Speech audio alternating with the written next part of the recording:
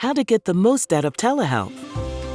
Virtual doctor's visits or telehealth can help you save time and money. These visits are particularly helpful for routine conditions like cold and flu symptoms, allergies, and minor skin irritations. They're also a great way to access mental health support.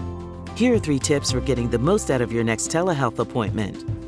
1. Be prepared. Make a list of your questions and concerns so you can refer to it during your visit. 2. Check your tech.